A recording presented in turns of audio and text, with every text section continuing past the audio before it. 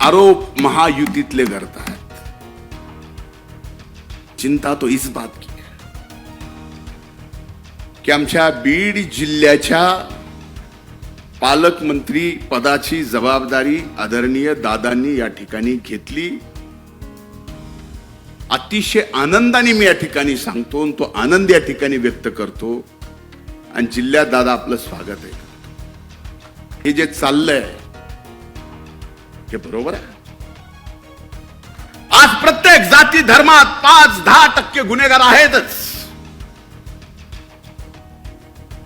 कुणी उठून सांगावं की हो माझी अशी जात आहे, हो असा माझा धर्म आहे, एकही गुन्हेगार सापडणार नाही। सांगा कुणी अंगावर आलं तर आम्ही सुद्धा आमच्या नेत्यासाठी शिंगावर घ्यायचं कमी केलं नाही। सूरज नाम है इसीलिए तो बदनामी पीछे है। नाम ही नहीं होता तो बदनामी थोड़ी होती। अर्थानं विधानसभेच्या निवडणुकीनंतर त्याच्या अगोदरही आपण अजित पर्व म्हणून पक्षासमोर एक दादांचा विश्वास महाराष्ट्राच्या जनतेसमोर ठेवला। विधानसभेच्या निवडणुका झाल्या। खऱ्या अर्थानं महाराष्ट्राच्या जनतेने दादांच्या नेतृत्वावर विश्वास ठेवला आणि आज विधानसभेमध्ये सत्तेत येऊन अजित पर्व पुन्हा चालू झालं आणि त्यासाठी आपल्याला नवा संकल्प घ्यावा लागतोय। तेही शिर्डीमध्ये ही एक आगळीवेगळी आपल्यासाठी आनंदाची पण गोष्ट आहे आणि नव्या जबाबदारीची पण ही गोष्ट आहे। मी रात्री प्रवासात येत असताना विचार करत होतो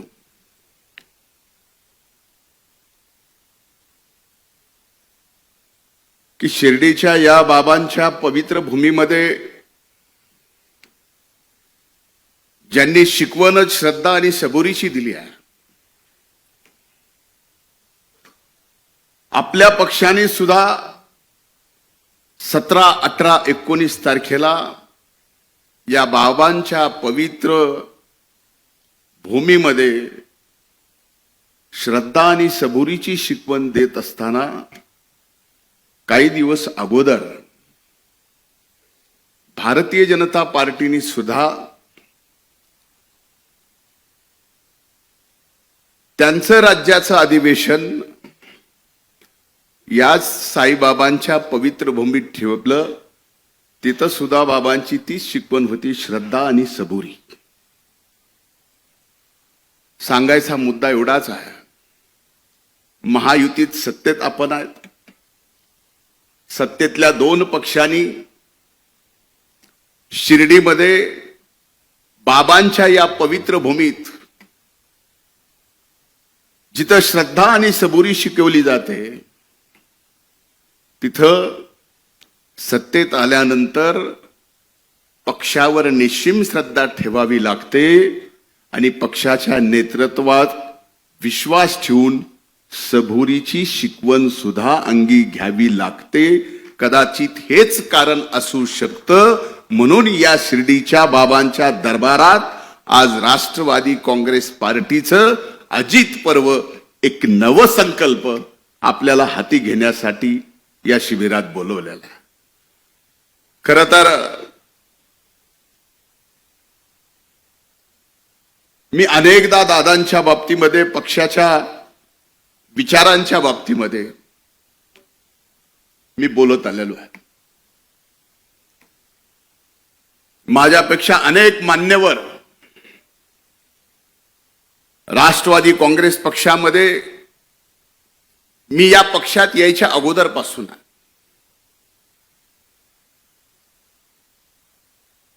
2012 पासून दादांच्या हाताला म्हणावं का बोटाला म्हणावं, बोटालाच धरून राष्ट्रवादी काँग्रेस पार्टीच्या दादांच्या पाठीमागे निघाला। त्यावेळेस भारतीय जनता पार्टीचा मी विधान परिषदेचा आमदार होतो.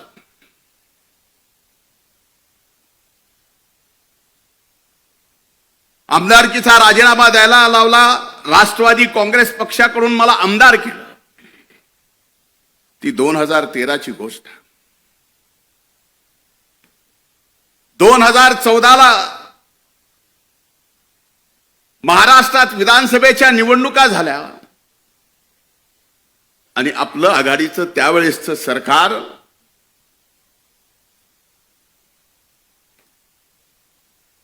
फार फरकानी पडलं आणि त्यावेळेसच्या भारतीय जनता पार्टीच्या सरकार आला. मला माहित नाही माझ्या त्यावेळेस, माझ्यासाठी पक्ष म्हणजे त्यावेळेस दादानी मला माझ्यात काय पाहिलं आणि माझ्यावर विधान परिषदेच्या म्हणजे वरिष्ठ सभागृहाच्या विरोधी पक्ष नेतेपदाची जबाबदारी अतिशय कमी वयात माझ्या खांद्यावर टाकली. दादा, म्हणूनच आज हा धनंजय मुंडे अजित पर्वच्या नवसंकल्पाच्या या शिबिरात एकदा विरोधी पक्ष नेता म्हणून, 5 वर्षात 2दा मंत्री म्हणून आणि पुन्हा सरकार आले म्हणून तिसऱ्यांदा मंत्री म्हणून या ठिकाणी ताठमानानं उभं राहून बोलू शकतो. ही ताकद दादांची एकदा पाठीमाग उभी राहिली.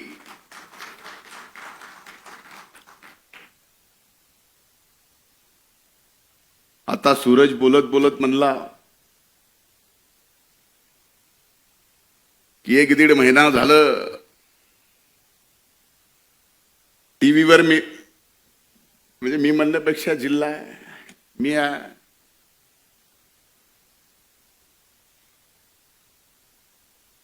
सूरज नाम है इसीलिए तो बदनामी पीछे है. अरे नाम ही नहीं होता तो बदनामी थोडी होती. पण एक निश्चित सांगतो, आदरणीय तटकरे साहेब साक्षीदार आहेत. वारंवार मला त्यांनी शिकवून, एखाद्याला मोल्ड करतो ना तसं करायचा प्रयत्न त्यांनी केला. 2014ला विरोधी पक्ष नेते पदाची जबाबदारी घेतल्यानंतर 2019 पर्यंत तटकरे साहेबांना आठवत असेल, तुम्ही अध्यक्ष होतात, मी विरोधी पक्ष नेता होतो, दादा आपले नेते होते. 1 नाही 2 नाही 3 नाही तर 4 वेळेस तशा पडत्यात काळात पक्षाच्या हल्लाबोल यात्रेपासून,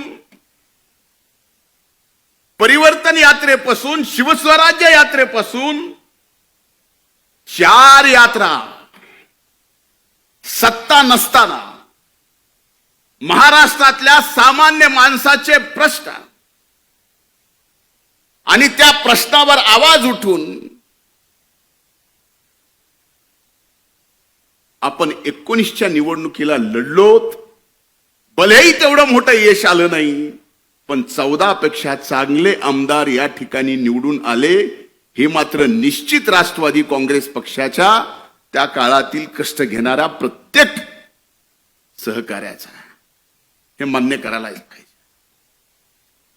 आता 19 नंतरचा पुढचा काळ तसा सांगणं कितपत योग्य आहे, पण सांगितला गेला पाहिजे. का सांगितला गेला पाहिजे? अगदी पहाटेच्या शपथविधीच्या बाबतीत, त्याला पहाट म्हणत नाहीत असं दादा नेहमी म्हणतात,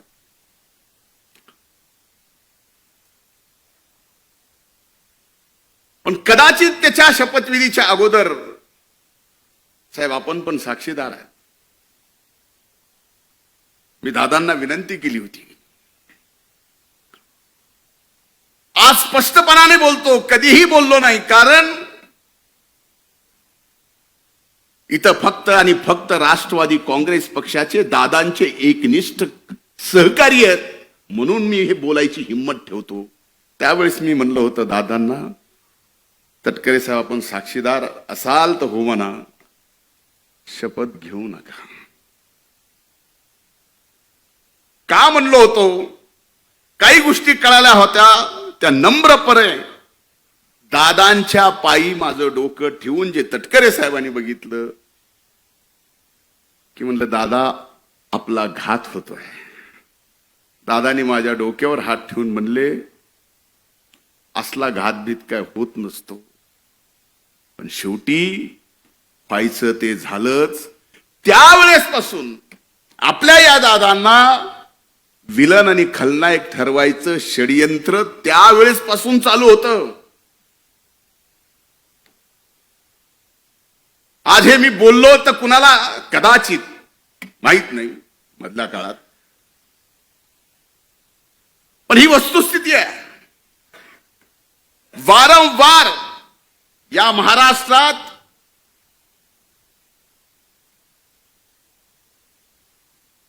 आदरणीय पवार साहेबांच्या नंतर महाराष्ट्रात राष्ट्रवादी काँग्रेस पक्ष प्रामाणिकपणानं पुढे आणण्यासाठी, आणि तो पक्ष पुढे आणण्यासाठी नाही तर ती ताकद म्हणून, आणि ती ताकद महाराष्ट्रात सत्तेत म्हणून आणायचा प्रयत्न जर इमानदारीनं कुणी केला असेल तर आदरणीय दादानी केला, हे नम्रपणानं मला या ठिकाणी आपल्या सर्वांच्या समोर सांगावंसं वाटतं.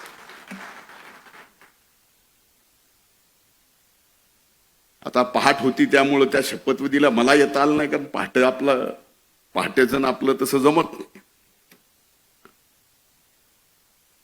पण घेणं एक ना घेणं दोन, शिक्षा मात्र मला झाली. ही मान्य करता का नाही? माग कुणी जरी हो म्हणत नसलं तर महावीर शेटकर भाऊ हो म्हणतायत.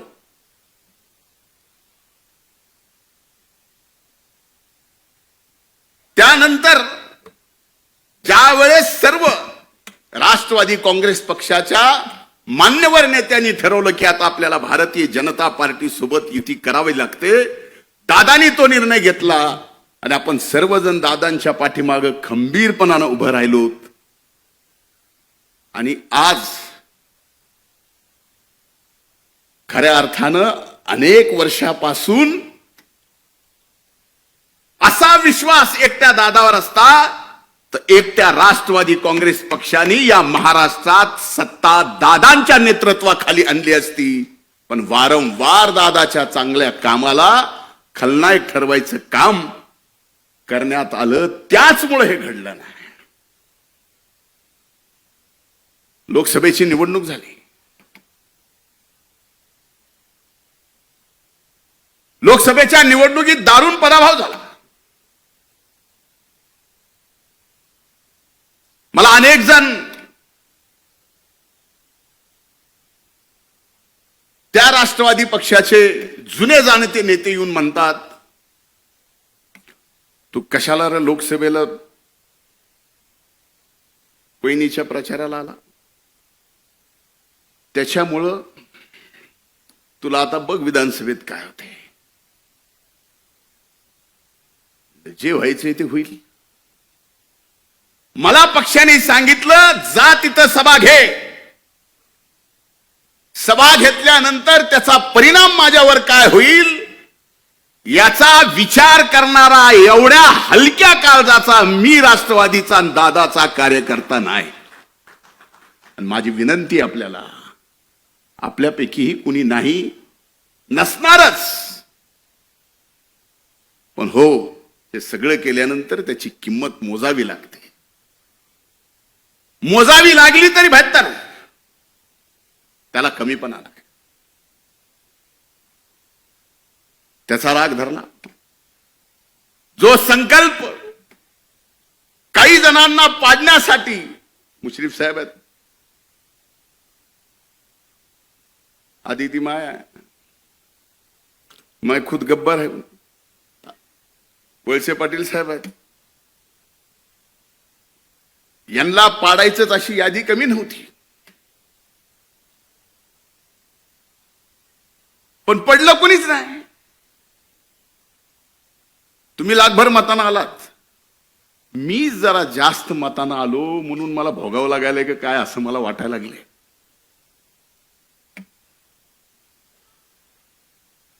पण ही वस्तुस्थिती आहे. काही जणांनी आता खरं खरं उघडं पडलंय. पण दादा एक निश्चित सांगतो, माझ्यावर तुम्ही विरोधी पक्ष नेते पदाची जबाबदारी दिली, तो काळ तुम्ही बघितला की एक विरोधी पक्ष नेता सुद्धा राज्याच्या मुख्यमंत्र्याला काही मुद्द्यावरती खाली वाकवू शकतो. तुमच्या डोळ्याने तुम्ही ते पाहिलं. सामाजिक न्याय मंत्री पद दिलं, मी म्हणत नाही की तो माझ्यावर अन्याय होता, तोही मी न्याय म्हणून स्वीकारला आणि एवढे चांगले निर्णय घेतले की शेवटी तुम्ही मला म्हणायला लागलात की अरे हे सामाजिक न्याय विभाग जास्त पळवू नको, कारण ते विभाग जास्त पळाला की सरकारला सुद्धा त्या स्पीडनं पळवावं लागतं. इकडे लाख 2 लाखाचा एखादी योजना विद्यार्थ्यांना काढली की इकडे अनेक विभागाच्या त्या योजना त्या विभागाला काढाव्या लागायच्या. अरे ज्या जातीपातीवरती गावाची नावं होती, ती महाराष्ट्रातली जातीपातीची गावाची नावं बदलण्याचं काम सुद्धा दादा तुमच्या नेतृत्वाखाली तुमच्या एका कार्यकर्त्याला सामाजिक न्याय मंत्रीपद दिल्यानंतर ते करता आलं. कृषी मंत्र्याची जबाबदारी दिली कोकाटे साहेब. फार चांगलं खातं आहे काम करायला, विभाग फार चांगला आहे. आपण सकाळी चांगलं काम करतो, खरंच चांगलं काम. आपण जिम्मेदारी दिली दादा, 1 रुपयात या देशात 1 रुपयात पहिलं राज्य आहे, ज्या राज्यात पहिलं राज्य आहे महाराष्ट्र, ज्या राज्यात 1 रुपयामध्ये पीक विमा योजना आणली. आज त्या पीक विम्याच्या बाबतीमध्ये सभागृहात दादा तुमच्या सगळ्यांच्या समोर पीक विम्याच्या बाबतीत आरोप झाले की ज्या 1 रुपयाच्या पीक विम्यामध्ये 11,000 कोटी रुपये पीक विमा कंपनीला या महाराष्ट्राच्या शेतकऱ्याला द्यावे लागले. हे रेकॉर्डवर आहे, मी सांगत नाही, पण तरी आरोप होतात, अनेक गोष्टीचे आरोप होतात. चिंता ही नाही की आरोप विरोधातले करतात, चिंता ही आहे दादा नवसंकल्प करताना की आरोप महायुतीतले करतात. चिंता तो इस बात की है. आज धनंजय, आज मी गटलोय म्हणून मला, उद्या अनेक जण आहेत ते गटलेत म्हणून त्याला, पण पक्ष म्हणून आमच्या सारख्याला दादा काही नको. आम्ही इथं सगळेच कुणाशी लढू कुणाशी खेटू परवा नाही. तुम्हाला माहिती आहे, आपल्यापैकी अनेक जणांना माहिती आहे, त्या स्वर्गीय मुंडे साहेबांच्या विरोधात कुणी बोलायला आणि लढायला त्यावेळेस तयार नव्हतं. दादा फक्त तुम्ही माझ्या मागे होतात म्हणून त्या परळी वैद्यनाथ मतदारसंघात 14ला हरलो असेल, 19ला दादा पक्ष सत्तेत आला नाही, पण परळी विधानसभा मतदारसंघ कधी कुणी विचार केला नव्हता राष्ट्रवादी काँग्रेस पक्षाच्या घड्याळावर निवडून येईल. दादा आणून दाखव. बळ दिल्यानंतर आणि आपल्या मागे नेता आहे हे बघितल्यानंतर अनेक जण एव्हरेस्ट सारखा डोंगर सुद्धा चढून तिथं आपल्या पक्षाचा झेंडा लावू शकतात. हे एक उदाहरण द्यायचं म्हणून मी परळीचं दिलंय. समजू नका की मी काय दिवे लावलेत ते, असं बिलकुल नाही. वस्तुस्थिती आहे. अनेक गोष्टी सांगितल्या पाहिजे. आज एकीकडे ह्या सगळ्या परिस्थितीमध्ये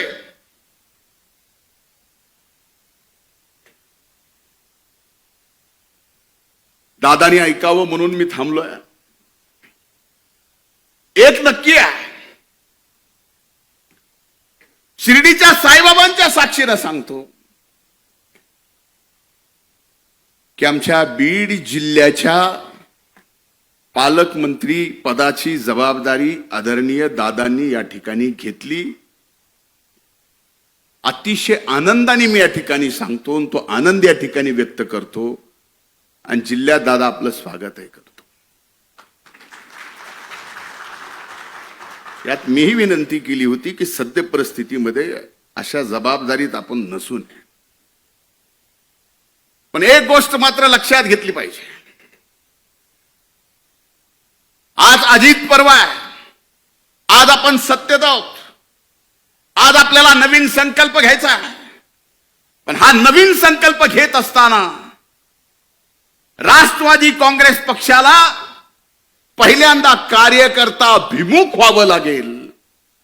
कार्यकर्ता भिमुख झाल्यानंतर पक्ष संघटन एवढं मोठं होईल की कसल्याही वाऱ्या आणि वादळामध्ये ते पक्ष संघटन कधीच ढळणार नाही, हलणार नाही. हे मात्र एक कार्यकर्ता म्हणून निश्चित मी आपल्याला सांगतो. पण मधल्या काळातल्या काही अनुभवात मी सांगतो.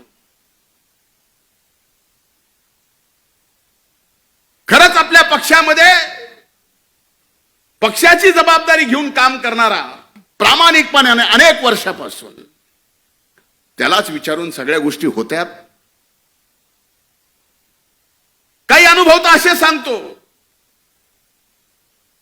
की आपल्या पक्षाच्या प्रमुख कार्यकर्ता असेल, नेता असेल, त्याची जर काटाला लावायची आहे, त्याची जर नीटनीटकी करायची आहे, तर त्याला इतर पक्षाच्याही गरज नाही. आपल्या पक्षाचेही भरपूर बस झाले. फक्त कानाला लागायचं काम.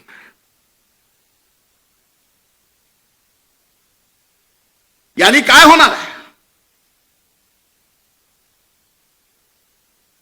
जे दादा तुमच्यासारख्या एका नेत्याने माझ्यासारखा कार्यकर्ता घडवला, भले आज लोक मला नेता समजत असतील, पण माझ्यातला कार्यकर्ता मी मरेल, पण माझ्यातला कार्यकर्ता मी कधीच मरू देणार नाही.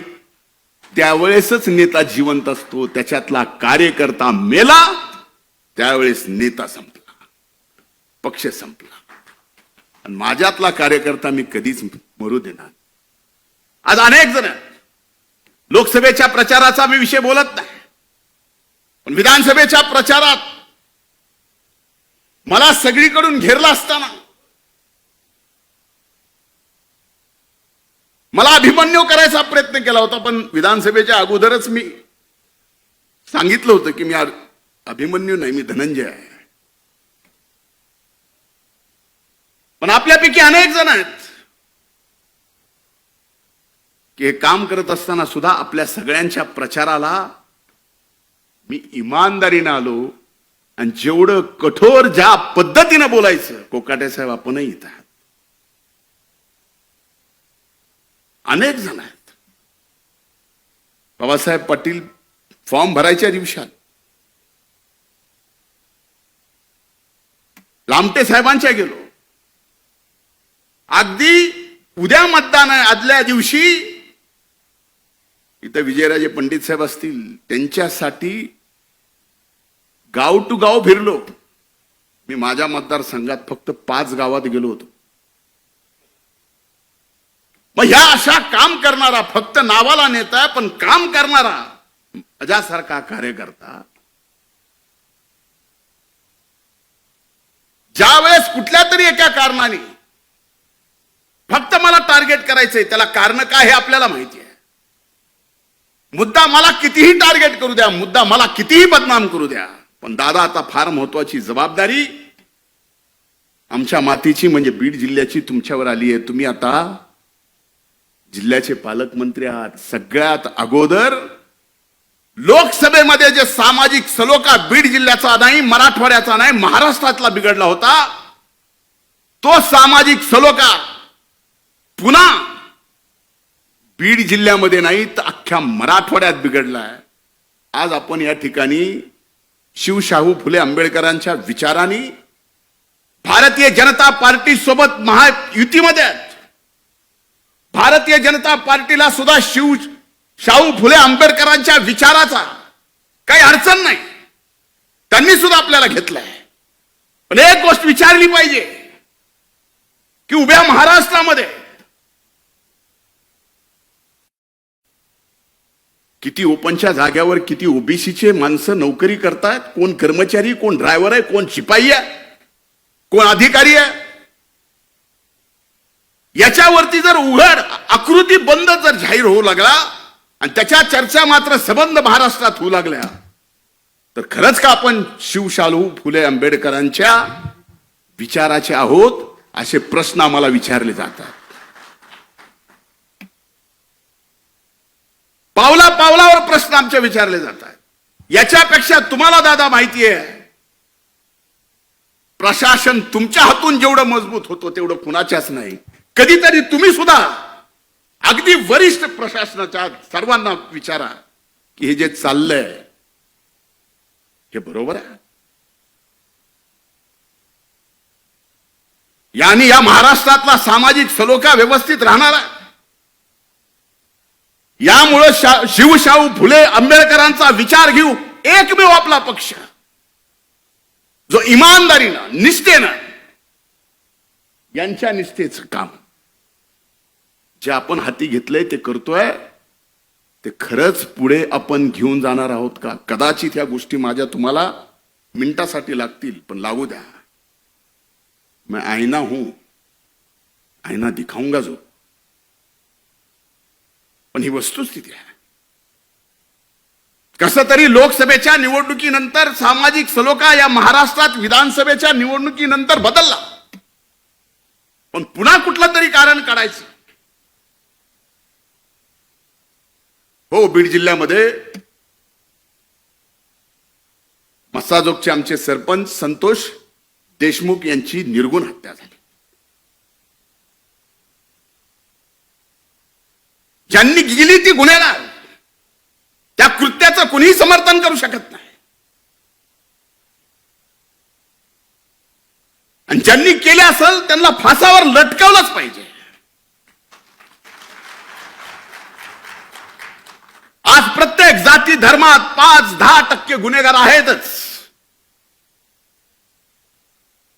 कुणी उठून सांगावं की हो माझी अशी जात आहे, हो असा माझा धर्म आहे, एकही गुन्हेगार सापडणार नाही.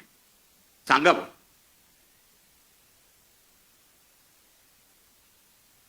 पण त्या 5-8 गुन्हेगारांच्या मुळे उभ्या महाराष्ट्रामध्ये जर मीडिया ट्रायल होत असेल एका जातीचे ओबीसीचं,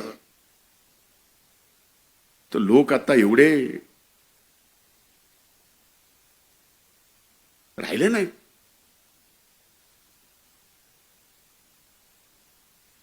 बीडचा बिहार,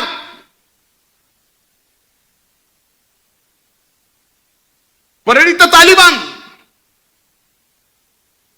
आम्हाला दुःख होत नाही. आमचा बीडचा बिहार अर्ध्याच्या वर 6 महिने ऊस तोडायला तुमच्याकडे असतो, त्याचा बिहार केला जातो. आणि कुणी महायुतीतल्या आपल्या पक्षातल्या लोकांनी परळीला तालिबान केले जातं, जे परळी 12 ज्योतिर्लिंगापैकी पंचम स्थान असणारं, 5वं स्थान असणारं परळी वैद्यनाथाचं ज्योतिर्लिंग आहे. दादा, काही दिवसानं शिवरात्री आहे.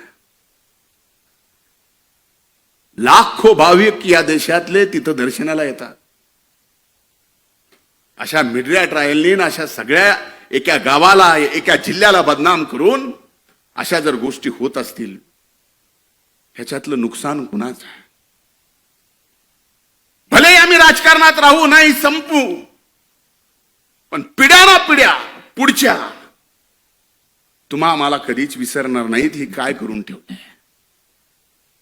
माझे हात जोडून त्या बाबतीतली विनंती आहे. अरे आमच्यासारखे माणसं लढणारे, मला माहिती आहे दादा, कुठल्या कुठल्या प्रसंगात, माझ्या वाईट प्रसंगात या पक्षाने माझ्या मागे उभं राहिले. मी ते कधीच विसरू शकत नाही, मरेपर्यंत विसरू शकत नाही. मेल्यानंतर माझी अग्नी दिली, तर त्या अग्नीतला धूर सुद्धा तुमच्या उपकाराची परतफेड करू शकत नाही दादा, मला माहिती आहे. असे प्रसंग कुणावर आले नाहीत. आणि असे प्रसंग कुणावर आले तर आमच्यासारखे कार्यकर्ते सुद्धा कुठं थांबले नाही. कुणी अंगावर आलं तर आम्ही सुद्धा आमच्या नेत्यासाठी शिंगावर घ्यायचं कमी केलं नाही. आत्ताच्याच प्रसंगात एक गोष्ट तुमच्या सगळ्याच्या समोर आली की मी मुंबऱ्याला नजीब मुल्ल्याच्या प्रचाराला का आलो, म्हणून ते सगळं चाललंय. ह्या सगळ्या गोष्टीचा विचार होणं आवश्यक आहे. आमच्या सारख्यानं एक लहान मतदारसंघ ज्यावेळेस पक्षासाठी बांधलाय, लहान, ज्या गावामध्ये दादा तुमच्या हाताला हात धरून तुमच्या सोबत आलो, त्यावेळेस त्या गावात आम्ही ज्यावेळेस दगड खाल्ले, 5 वर्ष लागू दिले नाही, तुमचा फोटो लावून त्या गावात ग्रामपंचायत राष्ट्रवादी काँग्रेस पक्षाची आणली. का? माग बघितलं की आम्हाला लक्षात यायचं दादा आहेत. बस कधी कधी आमच्या सारख्याला आता वाटायला लागले, माग बघितल्यावर कोण आहे, आम्हीच दचकाय लागलो. पण आता ही वेळ नाही. सांगायचा हेतू एवढाच आहे, मी आपल्यापेक्षा अनुभवाने प्रचंड लहान आहे. कधी कुणाला वाटतं मी सिरियस नाही. चुका काढायच्याच ठरल्या, टीकाकार व्हायचंच ठरलं तर माझ्यासारखं टीकाकार कुणीच होऊ शकत नाही. प्रत्येकाच्या अंगी आहे, माझ्या असू शकतात. पण आज जर दादांच्या अथक परिश्रमातून, आपल्या सर्व मान्यवराच्या अथक परिश्रमातून पुन्हा महायुतीत आपण सत्तेत आलो असोल आणि आपल्याला जर नवसंकल्प हाती घ्यायचा असेल तर कार्यकर्त्याला ताकद देताना त्या कार्यकर्त्यावर तेवढाच विश्वास सुद्धा ठेवला पाहिजे जेवढा विश्वास आमच्या नेत्यावर. अविश्वासाने मजबूत संघटन उभं राहू शकत नाही, राहू शकत. आणि एकदा का विश्वास टाकला, मी आपल्याला सांगतो, तुमच्यासाठी, आपल्यासाठी अजित पर्व हे आत्ता चालू झालेलं असेल. आम्ही अनेक वर्षापासून स्वप्न बघतोय. जसा दादांच्या सोबत आलोय तसा नवसंकल्प आपण काय घेऊन जातोय. माझ्या दृष्टीने आपण पक्ष महाराष्ट्रात मजबूत करणार, नोंदणी करोडाची करणार. ती कशी काय हे सगळं आपल्याला माहिती आहे. पण आजची राजकीय परिस्थिती पाहिली आणि येणाऱ्या 5 वर्षानंतर आपण जर येणाऱ्या 5 वर्षाच्या राजकीय परिस्थितीचा आजपासून अंदाज बांधायला लागलो तर हो, नक्कीच या महाराष्ट्रात दादांच्या नेतृत्वाखाली हा राष्ट्रवादी काँग्रेस पक्ष 1 नंबरचा पक्ष होऊ शकतो. माझं आज हे बोलणं कदाचित तुम्हाला काही पण बोलायला असं वाटतं, होऊ शकतो. आणि त्याची पहिली परीक्षा काय, तर आता आदरणीय मुश्रीफ साहेबांनी सांगितलं, पावसाळ्याच्या आत महानगरपालिका, नगरपालिका, पंचायत समिती, जिल्हा परिषदेच्या निवडणुका आहेत. पक्ष कधी आमदारकी, खासदारकीसाठी कुठल्याच कमी पडला नाही.